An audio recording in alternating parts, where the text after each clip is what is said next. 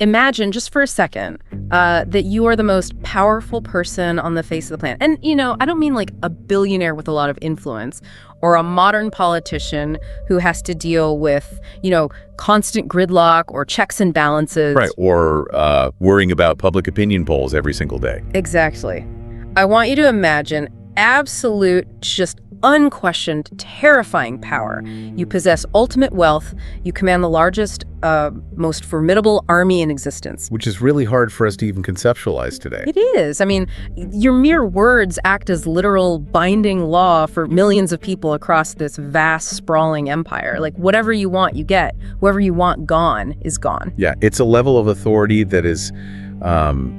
it's almost impossible for a modern mind to truly comprehend, I think. We really just don't have an equivalent today. No, we don't. It's the absolute apex of human power. The only limit on your actions is, frankly, your own imagination. Right. But here's the catch. At the exact same time you are sitting at this unparalleled pinnacle of human power, the world around you is literally crumbling. Oh yeah, just falling apart. We're talking apocalyptic levels of chaos.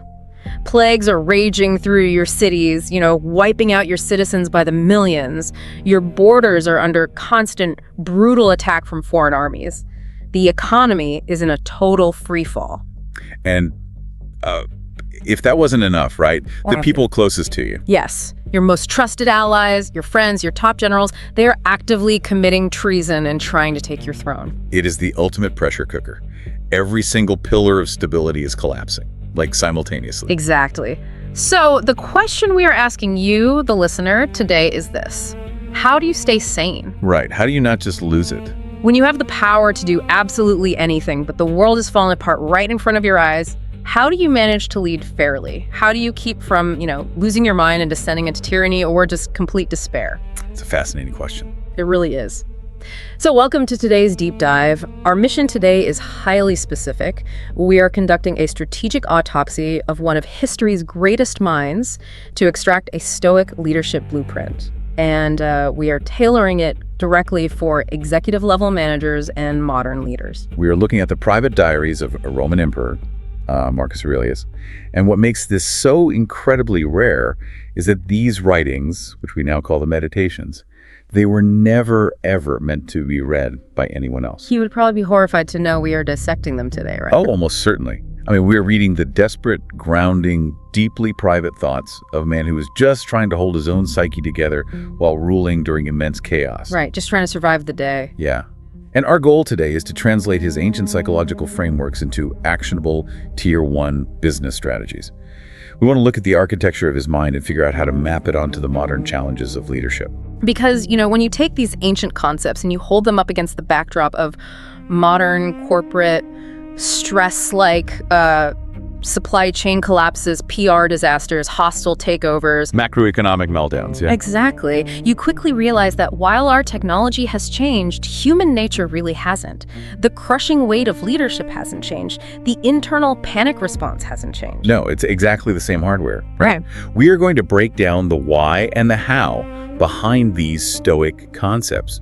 We want to understand how mastering oneself is the absolute non-negotiable prerequisite to mastering a company. Okay, let's unpack this. Because I think we should start with the physical environment where this blueprint was actually drafted. It kind of entirely recontextualizes the whole philosophy. Oh, it really does.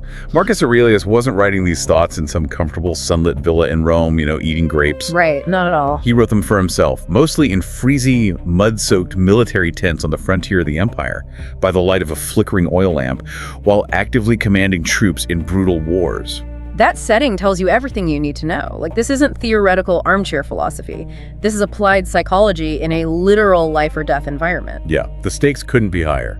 And what stands out immediately is that his primary strategy for survival wasn't about battlefield tactics. I mean, he wasn't using this diary to map out troop formations or calculate grain supplies. He was writing almost exclusively about his own mind. He was writing about logos. Yes, logos. The Greek concept of reason, logic, and, well, the underlying rational order of the universe. Okay, break that down for us. So for Marcus, grounding his mind in logos wasn't just some intellectual exercise. It was his primary survival mechanism. It was this daily, rigorous practice of systematically stripping away the emotion, the panic, the fear of the moment, and forcing his brain to look at the pure, unvarnished logic of a situation. He did this through what essentially amounts to a systematic self-reflection, right? Like a morning exercise. Exactly. But I want to dig into the actual mechanics of this. Why write it down? If he's the emperor and he understands logic, why does he need to sit in a freezing tent and write, "Don't give in to anger," over and over again? It's a great question. I mean, it almost sounds like a modern self-help fad, you know? Yeah. How does merely writing in a diary actually build a reliable leadership blueprint? It's deeply rooted in what we now understand as behavioral neuroscience. When a crisis hits, the human brain defaults to the limbic system, specifically the amygdala. Okay, the fight or flight center. Right. It's fast, it's highly emotional, and it's entirely reactive. When you are terrified or furious, your prefrontal cortex, the part of your brain responsible for complex logic, long-term planning, and rational decision-making, it literally gets less blood flow. Wow, so you actually become physiologically dumber. You do. You are operating on pure instinct. Wow. What Marcus was doing by writing in a diary was forcing a cognitive override. A cognitive override. Yeah. The physical act of writing, of articulating complex thoughts, of structuring sentences about logic and reason, it forces the brain to re-engage the prefrontal cortex.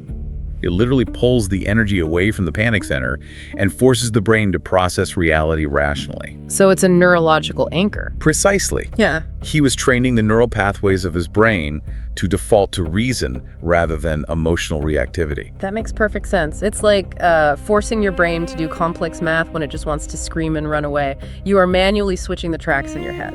That's a great way to put it. When I think about the modern equivalent, you picture a CEO of a massive tech company or like a global financial firm. They aren't in a war tent, obviously. They are in a glass skyscraper, maybe at 4:30 in the morning before the markets open in New York. But the isolation feels incredibly similar. The isolation is the key parallel here. When you have ultimate power, whether over an empire or a Fortune 500 company, you are surrounded by people who have a vested interest in telling you what you want to hear. Oh, for sure. Everyone is managing you. Exactly. Your reality is constantly being distorted by sycophants, by panicked subordinates, by the media.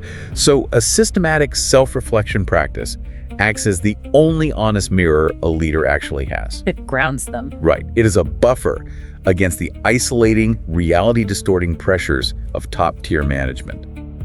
Before that modern executive can attempt to master the complexities of a global supply chain or face down a hostile board of directors, they have to master the command center of their own mind. And this reliance on pure reason, on logos, that directly elevates a modern leader's credibility in a highly tangible way, doesn't it? Oh, absolutely. I see that because when a massive crisis hits a company, the rank and file employees, they aren't immediately looking at the balance sheet. No, they don't have the macro data anyway. Right. They are looking at the leader. They are analyzing the tone of the emergency email. They are looking at the micro expressions on the CEO's face during the all-hands meeting. And if the leader is reacting from the amygdala, if they are frantic, defensive, or visibly terrified, that panic spreads through the organization like a contagion. It's infectious. And conversely, if the leader has done the morning work, if they are firmly rooted in their prefrontal cortex, that calm acts as an anchor for the entire company. It signals to the organization the command center is secure. Exactly. But, and this is crucial, this internal discipline, this daily resetting of the brain is only the foundation.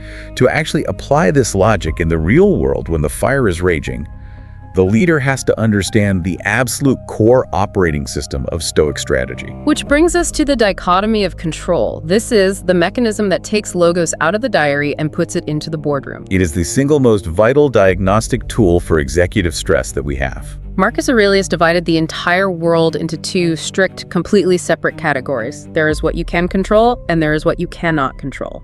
The rule is brutally simple, right? Very simple. You can only control your own mind, your own judgments, and your own actions.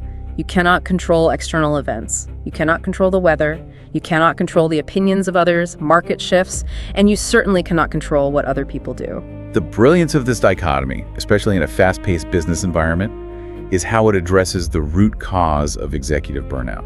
Okay, tell me more about that.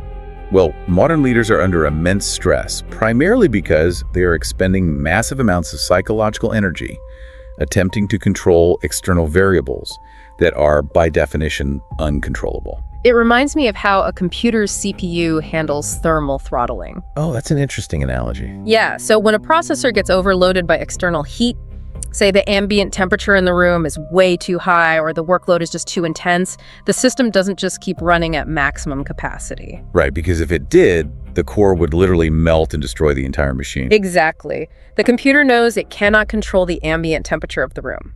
That is an external variable. So to survive, the CPU pulls its energy inward. It intentionally slows down its own clock speed. It controls the only thing it actually has jurisdiction over, its own internal operation, in order to protect the core. That is a phenomenal way to visualize it. The executive who ignores the dichotomy of control is the CPU trying to fight the ambient temperature of the room. Which is impossible. Right. They are screaming at the weather. They are agonizing over what the financial press is going to write about them tomorrow. They are losing sleep over an unexpected regulatory change in a foreign market. They are burning out their core processing power on things they cannot change. But, I need to push back on this a little because this is where the philosophy often hits a brick wall in corporate culture. Sure, let's hear it. If you are a CEO, you are hired specifically to hit ambitious external goals. The board expects a certain market share. They expect a specific valuation. If you stand up in a board meeting and say, I can't control the market, I can't control our competitors, so I'm just focusing on my own thoughts, you are going to get fired. Fair point. Doesn't letting go of what you can't control inherently mean a leader is lowering their standards? Doesn't this framework risk making an executive passive? That is the most common critique of Stoicism, and it fundamentally misunderstands the mechanism at play. Recognizing the dichotomy of control is absolutely not about passivity. It is about the hyper-efficient reallocation of energy. Okay, walk me through the mechanics of that reallocation. Think of a leader's daily cognitive capacity as a fixed battery. Let's say you have 100 units of mental energy for the day. Okay, 100 units. If you spend 60 of those units agonizing over a competitor's surprise product launch, or stressing over a macroeconomic downturn, or worrying about whether the board likes you, all external things you cannot control, you only have 40 units of energy left to actually run your company. You are operating at less than half capacity. Exactly. The Stoic executive doesn't lower their goals. They recognize that worrying about the outcome is a parasitic drain on their resources. They take those 60 units of wasted anxiety and reallocate them entirely into the process. Into action. Yes. They put 100 units of energy into designing a counter strategy, optimizing their own team, and executing the next right move. It is about separating the influence you have over an outcome from the control of the outcome. So you can influence the market by building a great product, but you don't control if a global recession hits the literal day you launch it. Correct. The ancient Stoics used the analogy of an archer. Oh, I've heard this one. Yeah, the archer can control their stance, the tension of the bowstring, their breathing, their aim. They can put 100% of their focus into shooting the arrow perfectly. Okay. But the moment the arrow leaves the bow, it is out of their control. A sudden gust of wind could blow it off course. Or the target could wound. The Stoic leader measures their success not by whether the arrow hits the bullseye, but by whether they shot the arrow to the absolute best of their ability. So if a company's leadership team formally adopted this dichotomy, the cultural shift would be staggering. I mean, it would fundamentally eliminate blame shifting, right? Entirely. Because panic and blame usually stem from a feeling of helplessness regarding external events. If the entire architecture of the company is focused on execution and response, what we control, rather than anxiety over the uncontrollable, you create an incredibly resilient organization. That makes a lot of sense. And this reallocation of energy isn't just a neat trick for hitting quarterly targets. When you look at Marcus Aurelius' actual reign, this cognitive framework was a literal matter of survival when faced with apocalyptic external crises. That leads perfectly into how this blueprint operates under maximum strain. I really want to look at how a leader maintains mental focus through actual, literal plagues and global crises. The historical context here is critical. We are talking about the Antonine Plague. The scale of this crisis, it really cannot be overstated. Marcus Aurelius ruled during a pandemic that lasted for years. Decades almost, right? Yeah, it came in waves. Modern historians estimate it killed up to a third of the population in some areas of the empire. We are talking millions of dead. The Roman economy, which relied heavily on trade and agriculture, just ground to a complete halt. And the military was decimated by illness right when the Germanic tribes were breaching the northern borders. Right. It is the ultimate nightmare scenario for a leader. The entire system is breaking down simultaneously.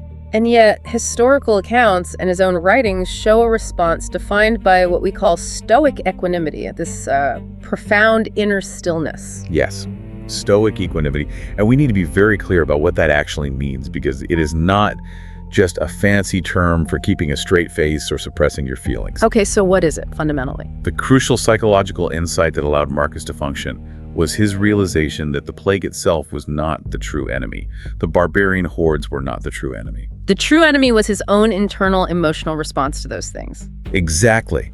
The plague is a fact of nature. It is biology doing what biology does. It is an external reality.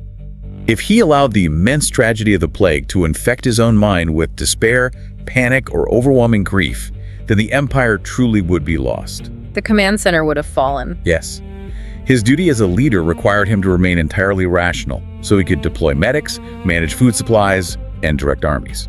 I want to translate this to modern professional standards of crisis management.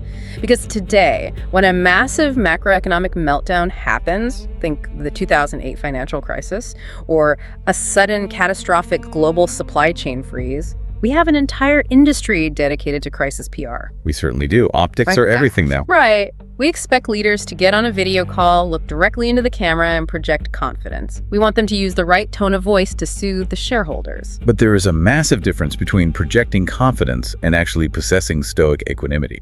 Modern crisis management is largely theatrical. It is about managing optics. Marcus's approach bypasses the optics entirely. Because it's internal. Yes, it is not about acting calm. It is about being calm.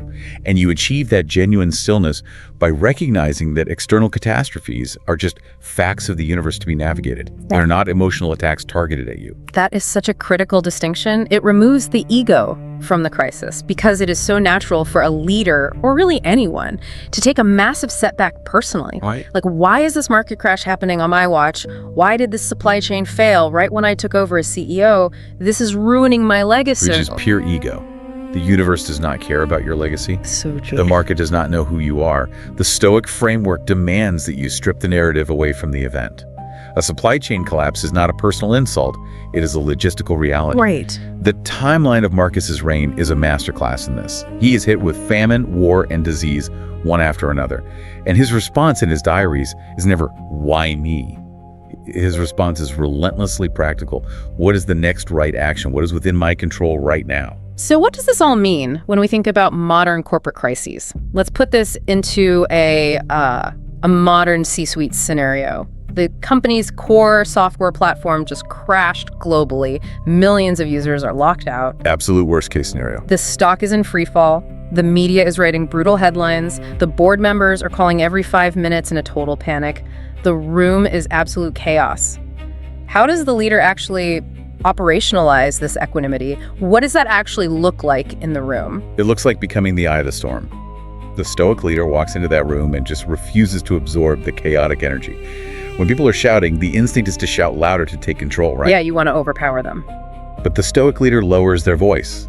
They systematically categorize the incoming noise. They ask, what is permanently broken? What can we patch immediately? What data do we have? They're forcing the logic. Yes, they force the entire room to shift from the limbic system back to the prefrontal cortex simply by the sheer, immovable gravity of their own calm. They don't engage with the panic. They only engage with the problem. It's like a trauma surgeon operating on a gunshot victim. Oh, that's a good one. Yeah, if the surgeon is weeping over the tragedy of the violence, the patient bleeds out on the table, you need the surgeon to be entirely coldly focused on the mechanics of stopping the bleeding. Precisely. But, navigating a faceless crisis like a plague or a server crash, that requires one type of resilience. Yeah. The absolute ultimate stress test of this Stoic blueprint. The hardest thing a leader will ever have to do is when the crisis has a face. Right. It is when the threat is a knife in the back from someone you actually trust. This is where we move into the strategic autopsy of betrayal. Because Marcus Aurelius didn't just have to manage faceless viruses and nameless enemy armies. He faced high treason from inside his own inner circle. We really have to look at the historical betrayal by Avidius Cassius. It's one of the most remarkable case studies in leadership psychology ever recorded. Yeah, so Avidius Cassius was one of Marcus's most brilliant and trusted generals. He was instrumental in winning wars in the East. He was essentially a friend, a vital pillar of the empire. He was handpicked by Marcus for that role. Exactly. And when a false rumor spread that Marcus was dying of the plague, Cassius didn't wait to confirm it. He immediately rebelled. He declared himself emperor, took a massive portion of the Roman army with him, and attempted to usurp the throne. It was a catastrophic betrayal that threatened to plunge the entire empire into a bloody civil war. Now, human nature dictates a very specific response to this. If you are an ancient ruler and your trusted general betrays you, the standard operating procedure is annihilating them. It's blinding rage. Right. You crush the rebellion, you execute the traitor, you execute their family, you salt the earth where their house stood, you make a terrifying example of them. But Marcus's reaction defied every single instinct of human nature. It really did. He didn't erupt into anger. When Cassius was eventually assassinated by his own men before Marcus even arrived, Marcus didn't celebrate. The accounts say he actually wept because he lost the chance to resolve it peacefully. And then he did the unthinkable. He pardoned Cassius's family and his co-conspirators. He refused to let the Senate execute them. We have to unpack the profound psychology behind this and how Marcus used forgiveness not as an act of weakness, but as an incredibly sophisticated, unassailable tool of power. I really want to challenge this concept because translating this to a modern corporate environment is incredibly difficult. Sure, it seems counterintuitive. Right. Let's say you are a CEO. You have mentored your chief operating officer for 10 years. You trust them implicitly. And then you discover they are secretly poaching your top talent, stealing your biggest client list, and setting up a rival firm to destroy you. A total betrayal. The emotional instinct is going to be identical to what Marcus faced. It is deeply personal rage. It is a fundamental violation of trust. Of course it is. From an evolutionary standpoint, the desire for revenge makes sense. It is a defensive mechanism designed to deter future attacks. It feels necessary to strike back to show you aren't an easy target. Right. And if I am that CEO and I catch my COO trying to destroy my company and I just forgive them, the board is going to think I am weak. The rest of the company is going to think I'm a pushover. They might, initially. In a cutthroat corporate world, returning a knife in the back with a pardon gets you killed. How can this possibly be categorized as an ultimate tool of power? To understand this, if we connect this to the bigger picture, we have to separate the structural action from the emotional reaction. This is where logos comes back in. How did Marcus view betrayal? Got it. He viewed it simply as a flawed human trait. He wrote to himself constantly, reminding his brain that he would encounter liars, cheats, and ambitious people every single day. He categorized betrayal as something expected in nature, much like a winter storm. When a storm damages your roof, you fix the roof, but you don't scream at the clouds. Because it's just the nature of the storm to rain. Exactly. Marcus understood that Cassius's ambition was just a natural flaw in Cassius's character. It wasn't a reflection on Marcus. By not taking it personally, his rational mind remained entirely intact. Okay, I'm following. Now, let's look at your CEO scenario. The Stoic leader discovers the betrayal. They do not scream. They do not fire off a vicious midnight email to the entire company. They do not let the traitor see them bleed. Instead, they coldly, rapidly, and rationally neutralize the threat. So they still act. Yes, they lock the CO out of the servers. They deploy the legal team to protect the IP. They structurally secure the company. Okay, so they still take decisive action. They don't just roll over and play dead. They absolutely take action, but the power lies in their internal state. Once the threat is neutralized, they completely release the anger. They forgive the person in their own mind, and often publicly. They refuse to seek petty vengeance or launch a smear campaign. I see the distinction now, but I still struggle with the optics. Why not crush them to send a message to everyone else? Because of what the anger actually communicates. Think about it. When you react with blinding rage, when you launch a scorched earth campaign against a former employee, what are you actually telling your company? I'm mad. You are communicating that this person had the power to deeply hurt you. You are validating their threat level. You are admitting that they destabilized you. Oh, wow. You are handing them control of your emotional state. Yes, you are letting someone else's flawed character dictate your blood pressure. But when you react with structural neutralization, followed by absolute calm and forgiveness, you communicate something entirely different. What's that? You are showing the rest of the company and the board that the institution is utterly unshakable. You are sending a chillingly powerful message. This person's betrayal is so insignificant to my stability and to the stability of this company that it doesn't even warrant my anger. You are not important enough to make me mad. Wow. That is a completely different power It dynamic. shifts everything. The traitor creates the betrayal specifically to cause chaos. They want you distracted, they want the drama, and you completely starve them of the oxygen of your reaction. It is the ultimate display of emotional dominance. When Marcus forgave Cassius's followers, it was a message to the entire Roman Empire. I am so secure on this throne, my power is so absolute, that your little rebellion is nothing more than a minor administrative error to me. Yeah. It neutralized any lingering tension because there was no fire left to fuel a civil war. It is incredibly difficult to do in practice, though. I mean, it requires an agonizing level of self-control to swallow that pride and not strike back. It's definitely not easy. But I see the logic. It preserves the leader's cognitive bandwidth and projects absolute invulnerability. And this ability to absorb a massive negative, whether it's betrayal or a crisis, and somehow use it to your advantage, leads us directly into the final, and I think most profound piece of this leadership blueprint. We're talking about the concept of Amor Fati. Loving fate. Not just accepting what happens, not just tolerating bad luck with a stiff upper lip, but actively loving it. The pivotal quote from Marcus Aurelius is, "The impediment to action advances action. What stands in the way becomes the way." What stands in the way becomes the way.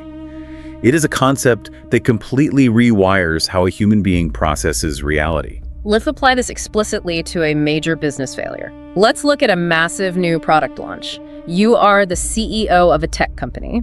You've spent 3 years and $50 million developing a revolutionary new piece of hardware. The entire company's morale is tied to this. You launch it, and it is an unmitigated disaster. It's a total flop. The market absolutely hates it. The reviews are brutal. The tech fails. The stock drops. In a standard corporate culture, this is a catastrophe. Heads will roll. The CEO is in a panic, desperately trying to spin the failure to the board. The organization becomes consumed by fear and self-preservation. But Amor Fati demands a radical reframing of that exact same reality. For the Stoic leader, this failure isn't a disaster. It is simply data. It is pure neutral information. The obstacle, the market rejecting the product, is not blocking the path to success. The obstacle is the new path. Here's where it gets really interesting. I want to dig into the mechanics of how this works because it can sound a bit delusional to a lot of people. Am I supposed to genuinely feel happy that I just incinerated $50 million? Is it really possible to love a massive financial loss? Or is this just an ancient mind trick to cope with failure so the executive doesn't jump out a window? What's fascinating here is that it is a profound psychological framework based on how we assign value to events. The universe does not label events as good or bad. A $50 million loss is objectively just an event. Right, the math is just the math. Exactly. The market behaved in a certain way. We are the ones who attach the label of disaster to it, usually because it hurts our ego or disrupts our preconceived plans. When you practice Amor Fati, you strip away those subjective labels. So you aren't loving the loss of the money, you are loving the clarity that the event provided. Precisely. You are loving the fact that reality has revealed itself to you. A Stoic infinitely prefers a harsh truth over a comfortable illusion. If your product was fundamentally flawed, or if you misunderstood the market, it is far better to know it now, forcefully and undeniably, than to continue pouring money into a delusion.